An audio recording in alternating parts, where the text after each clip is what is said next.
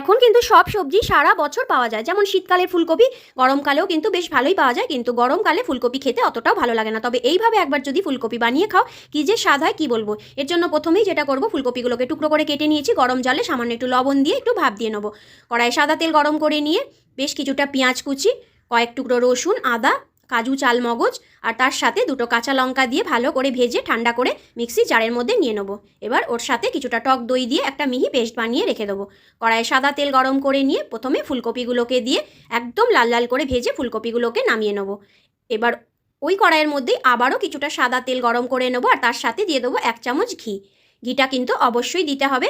তারপর জিরে, তেজপাতা, এলাচ, দারচিনি, লবঙ্গ আর একটা শুকনো লঙ্কা ফোড়নে দিয়ে দেবো। বেটে রাখা মশলাটাকে দিয়ে খুব ভালো করে তেলের সাথে মশলাটাকে কষিয়ে নেবো। এর সময় দিয়ে দিলাম স্বাদ মতো লবণ আর স্বাদের জন্য সামান্য একটু চিনি। খুব ভালো করে মশলাটা কষানো হয়ে গেলে যখন মশলা থেকে তেল ছেড়ে আসবে, ভেজে রাখা ফুলকপিগুলোকে দিয়ে ভালো করে মশলার সাথে নেড়ে চেড়ে নেবো।